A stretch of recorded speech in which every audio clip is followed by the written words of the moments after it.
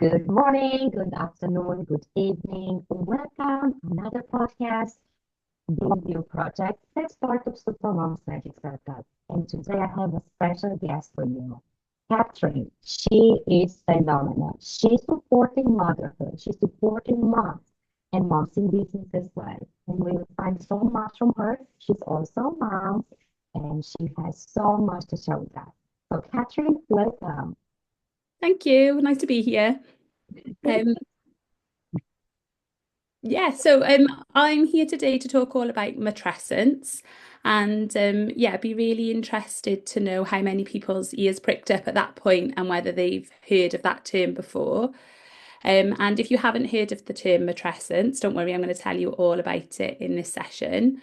But yeah, for all the mums out there, that feeling that when you become a mum, everything that you go through, everything that changes, or the emotional changes, the social changes that happen, that is your matrescence. And the term matrescence is coined from a anthropologist in the 1970s, Dana Raphael, and she coined the term from the term of adolescence. So when we think about children moving from childhood into adulthood, and all those teenage years, they get a bit messy. Their emotions are all over the place. They're starting to question their identity. They sort of their friendships change, and also, they maybe have different interests as they move into adulthood. All of that, those sort of messy teenage years, we're really there to support those teenagers. We really understand what adolescence is.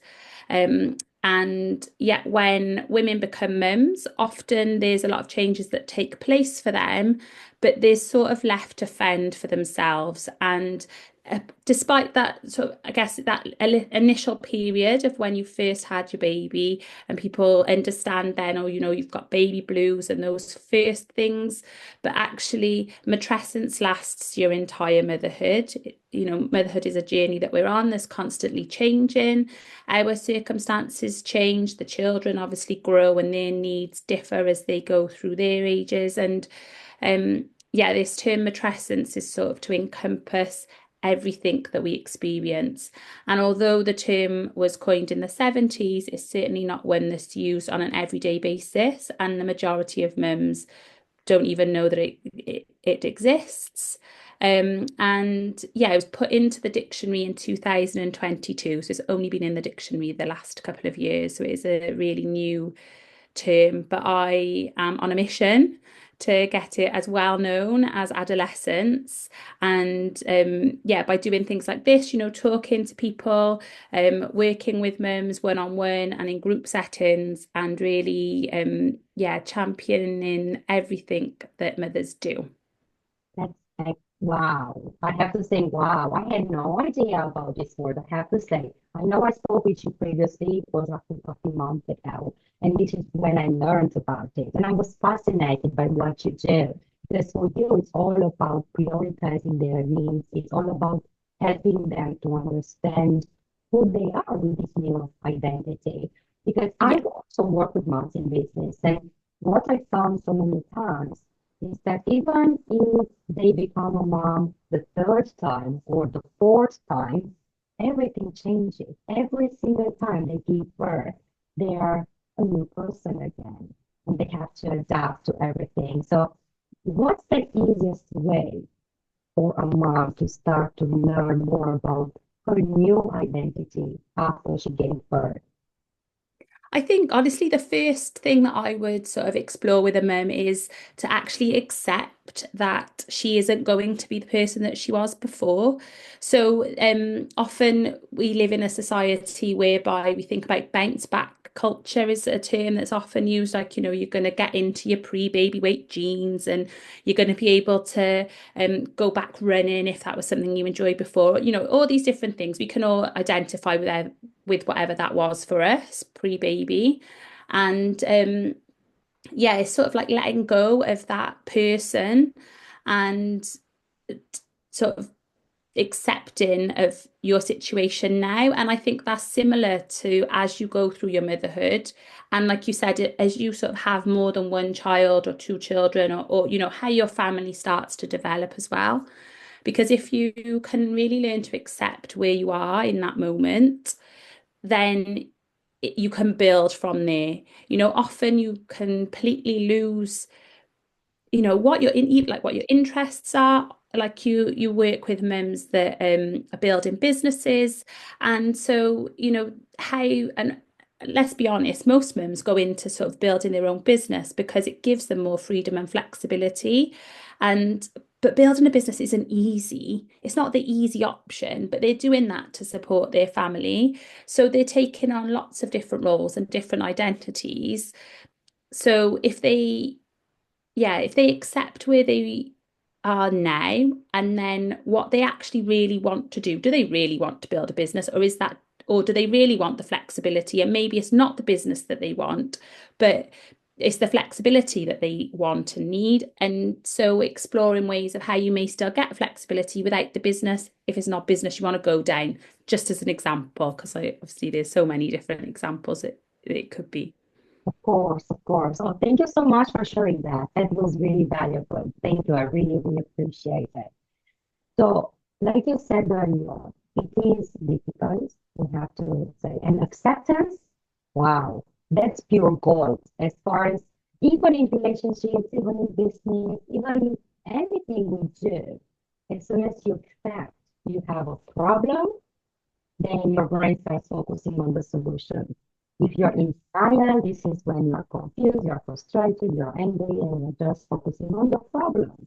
And guess Yeah. what? Manifesting in your mind, actually, you know exactly that in your life. So I Yeah. love that. Accepting. That's perfect. So how can someone go even deeper and truly understand again who they are? Because, and what's this identity? Everyone talks about it. Yeah. If not, let's say that someone is listening to us or is watching us, a mom, who never asked that question before, and she had no idea how she can start and what's really identity at the end of the day, what it truly means. Yeah, that's a really good question. I think definitely a punchy one. I'm not sure yeah, I don't know whether I'll answer it for everybody, but I think when you think about identity to me, it's who I am and how I feel about things when there's nothing else involved. And as a mum, that's really hard to do because often, your children are with you all of the time and you don't have many moments where it's just you.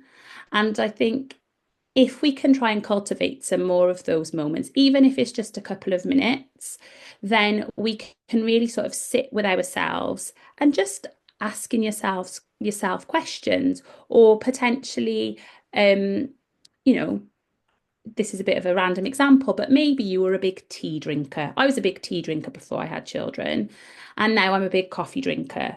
But is that because I just reached for it because I needed the caffeine? Or if I really sit with it, is it because I really enjoy coffee now?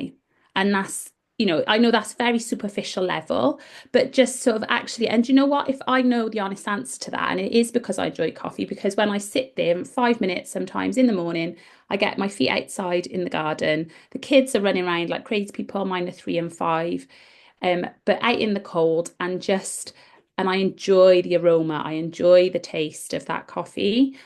Whereas my pre-baby self would never have touched coffee with a barge pole. So I think it's trying to find the minutes and the moments to just be with yourself. And when you're in experiences or situations where potentially beforehand you would have felt really comfortable in that situation, maybe it's even with a friend, so an old friend that you've known for a long time, and just trying to observe and feel yourself in that relationship, in that experience. And if there's something that doesn't feel like it sits with you right now, then again, sort of exploring that and questioning that and knowing that it's okay that's different now, and maybe you're not going to be so keen to make that date with that person again or go to that place again. Um, yeah, I hope that makes sort of sense. I think it's very hard to learn intuition, but I think it does come down to our sort of inner knowing.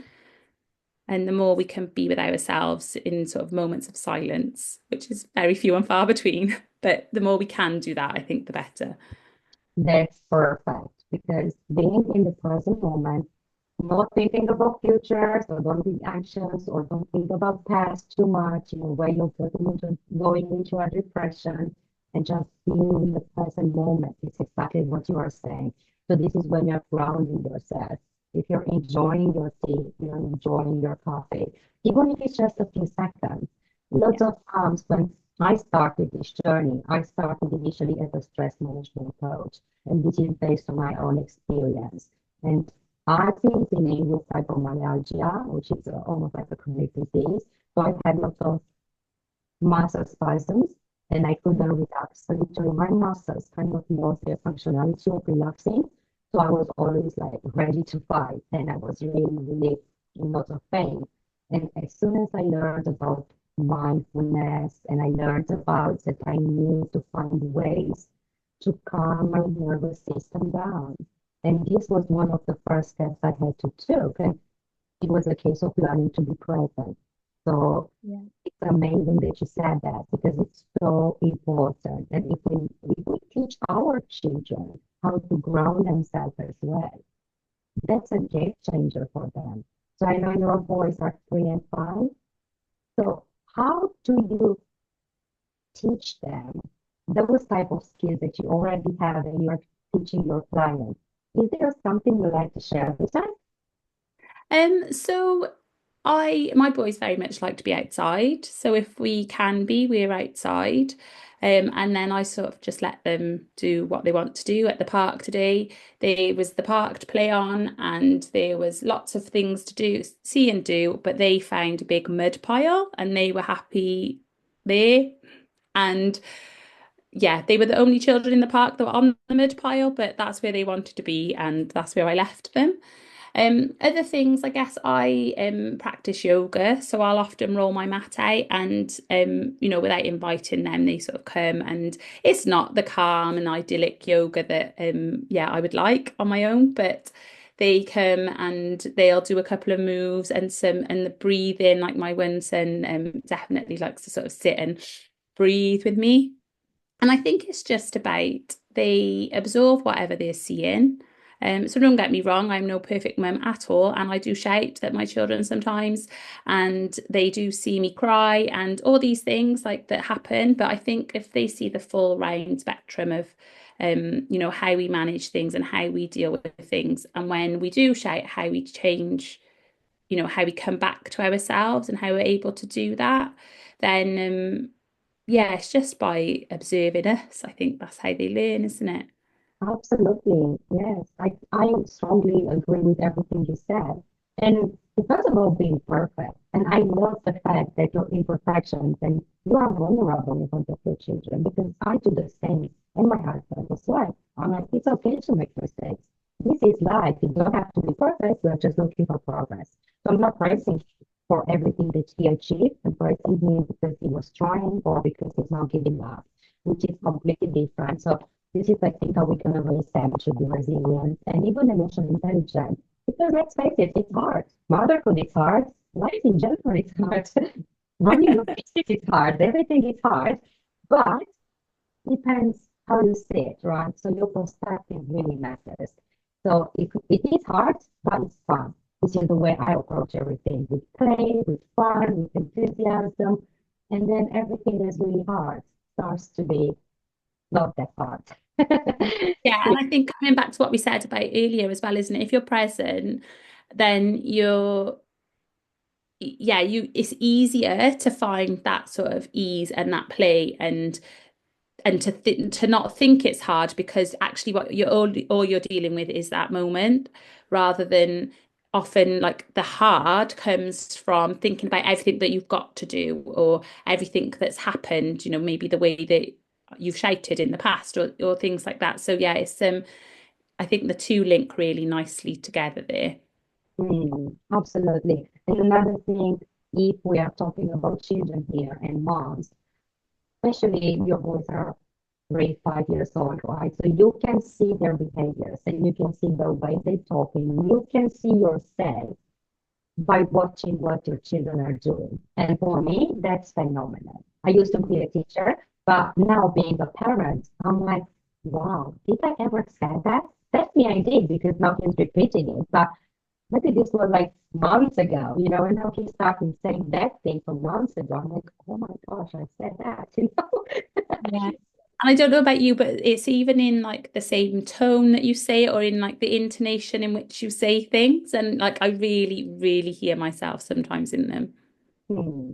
And I think this is where we can say that if you want to change, then this is the time because you see your children doing your behaviors or your tone of voice. And if it's a case of shouting, guess what? They will start screaming, they will start shouting because that's a communication they saw at home. And this is the normal thing for them to do. And later on in adulthood, guess what? Yeah. Well, they would do the same. So let's go back into movement because I know that you combine those things in your practices and mindset. We talked a little bit about that, more about mindfulness, but movement as well. Tell me more about why movement is important in your life and in the way you change mom's life. So I think for me, movement, like I said about yoga, I've practiced yoga since my late teens. And actually that's sort of how I started in wanting to build my own business was through being a yoga teacher. So prior to more of my matrescence work, it was in pregnancy yoga teaching and hypnobirthing. Um, and the movement element of it, it really helps bring you into your body. So where we were talking earlier about like that intuition, find how do you find what you like? I think if you find some form of movement, it doesn't have to be yoga, but for some form of movement that takes you out of your mind and into your body, then it frees up that space and really helps you understand you again. And so yeah, so that's why I like yoga because when I'm practicing yoga, there's very little else that I'm thinking about. It's more about focusing on my breathing, focusing on the movement. And I did run a lot before children. I also still quite like running. I don't do it very often now, but that's another reason why I like running. So it doesn't have to be something that's um calming. I know we talked obviously a lot about the nervous system. I think any sort of movement that you find dancing, I do sometimes like to dance in the kitchen with the kids, but I think we all like that. But if that's something that you enjoy, then that's again, it's just that getting out of your head and really feeling into your body. And I think by doing that, we learn to understand ourselves more. Absolutely. And by moving, like you said, like I strongly believe that serotonin or dopamine, all those really nice happy hormones, they would be there for us to just dance in the kitchen or just play some music and shake your body. Sometimes it doesn't really need to be like you said, running or walking, just a case of move, like literally Yeah, shake and jump and oh, this is so good. Your energy shifts and just yeah. whatever you no longer need, go away. So yeah, yeah, I love that. We do crazy dance. My son loves it, and I love it as well. I have to say, yeah, now it's more like a routine for us. We always do that first thing in the morning. We play music, we prepare breakfast, and we dance like crazy. So we're just shaking, shaking. So that's part of our routine. Now, is there something else you like to share with us? I know you mentioned that this particular word, which I'm really bad at saying it. It went into the dictionary in 2022, if I remember Yeah, well. essence, yeah. Exactly. So tell us more about that. That's Yeah. really interesting. And how can we start? Maybe if you have any practical exercises or maybe something that tangible and moms that are watching us can actually do and Yeah. see results. Fab. So I guess a little bit coming back to what I first said around acceptance. So just I guess a bit of a history of motherhood for anybody that doesn't know. So like pre the 1950s, um, like motherhood and womanhood were one of the same thing. If you look at sort of books and magazines and anything around for women at the time, it was very much linked with motherhood and homemaking. And so that was the role. If you were a woman equals mother ultimately, and the only women that really went to educational colleges and things like that were those that weren't married.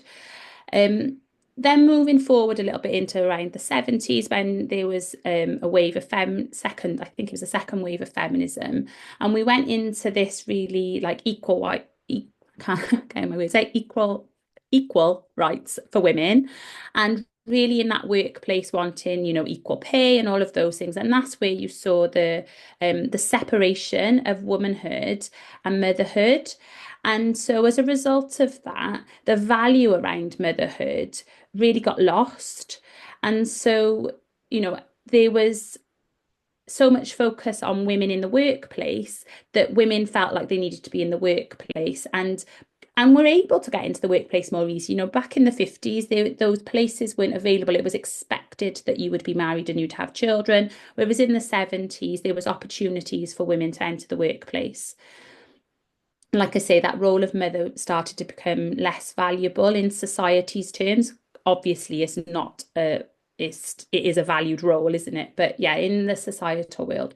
And then when we look into sort of, I guess, the millennium, maybe even now to a certain extent, women are told that they can have it all and do it all.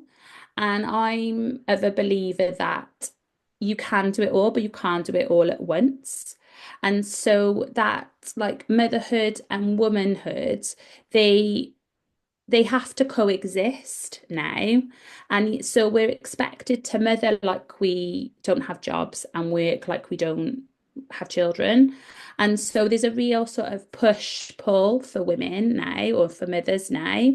And that's why I think women feel like they're failing and feel like they're not doing a good enough job in either. And really, yeah, and that's where I think that this understanding of the history of motherhood and how that's changed, and actually it's all on sort of the societal level. It's all in us, in our subconscious. Like nobody's consciously thinking, well, the value of motherhood is just that, nobody values motherhood anymore. It's like these subtle messages that we get given or that we've learned through, just conversations, what we see around us. And so now you've got women, obviously, well, not just now, but there's women have always wanted to mother. When you have that baby, there's that instinct, that knowing, you want to be everything to your child. Yet also in the workplace, there's expectations on what you do and how you deliver. And similarly, if you've got your own business, you still need to show up and do whatever you're doing. And I think this understanding of matrescence within this history of motherhood, you can start to accept why you feel the way that you do. And it's not your fault. It's sort of the structures and the society that we live in that doesn't support us in this multifaceted way. Yeah, I Yeah, mean, I probably could talk for hours about it, yeah, so I won't go too far yeah. on. You asked about a practical tip, so I'm happy to talk about that unless you've got any sort of questions around. That would be perfect if you can. We have to say thank you for sharing that. That's wow. That for me, this little bit of history makes sense. And thank you so much. I'm sure this will help lots of women out there.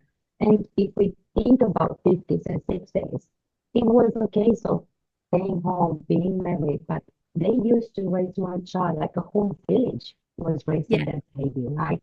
And nowadays, it's, you can be a single mom or you can have a partner and pretty much that's it. It's just your husband. This is what I'm seeing more often, and it's really difficult. And as a mom, personally, not everyone can afford to stay home and just look after children because yeah, from an income point of view, some of them they really need to go back into workplace. They really need to find a way to support the family financially from both sides, husband and mom. And this is when everything gets tricky because you go to a full-time job, you are still looking after children, even picking up from school and all of that, and you still do the households. And everything goes on your shoulders. So I totally understand. Not everyone has a supportive husband to understand they live together, they need to do things together. And then when you take so much on your shoulders, guess what? Overwhelm is there, frustration is there, screaming, shouting, being happy, all of those things. So please give us a practical exercise before we end this beautiful podcast? And let's see, let's bring it in. So like I said, like matrescence basically hits every aspect of our lives. So if we think about I guess your physical aspect, your emotional aspect, your spiritual aspect, your financial aspect, your sexual aspect, any of the aspects that you can think of, relationships, because they don't necessarily need to be sexual relationships, um, maybe your work, and really think about it in sort of each of these areas. Um, I wish I'd have done like a little map now, but basically, if you think about a spider's web and you had each of these on the side of a spider's web and really just mark and have a think about on a scale of 1 to 10, how has your matrescence, how has becoming a mum or how you are in motherhood affected those areas? Now, that doesn't have to mean that it's a negative effect. In some areas, actually, it might be a really positive effect. But really, by breaking down each of these different areas of our life and start thinking about, right, as I've become a mum now, my matrescence, how has that been affected? And what's different for me now? We can start then, like we've talked about in the call, really understanding ourselves, understanding our wants and our needs, that'll start helping bring that to the surface. So just like a really quick example, I guess, I'll take the elephant in the room time, but like your sexual category, think about how that's changed since you've had a child. And again, that will vary based on where you are in that motherhood journey. I know for myself, sharing a lot here, but I didn't want to be that close with my partner initially after we first had our son, and he was really poorly, so that sort of prolonged that period. And so then I started like questioning things and unsure, and then you start pulling away, and so that was affected.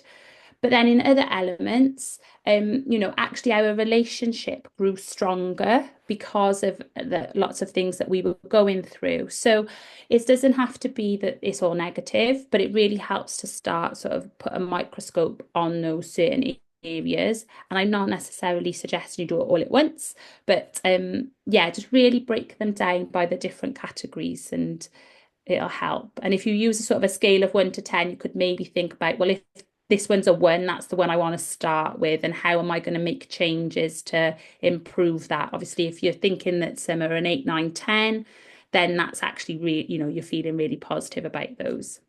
That's phenomenal. That's really, really good. And that's the reason why if someone really needs help with that, they can start connecting with you. They can start seeing how you can help them because, like you said, they don't have to do it everything at once, and they don't have to do that by themselves because you Yeah. have tools, you have the strategies, you've been through this journey, and you know exactly how to support them. So I will definitely put all your details from your social media and how moms can contact you. Thank you so much for being here. I Yeah. really, really Thank you for having appreciate me. Yeah, Thank it's been, yeah, thank you. you everyone for listening. And I will share Catherine's details. And please go ahead and start talking with her, get in touch with her because she will be there to support you. And if you find that in one area of your life, maybe you are a 4, she can help you to go to a 5, to a 6, to a 7, and so on.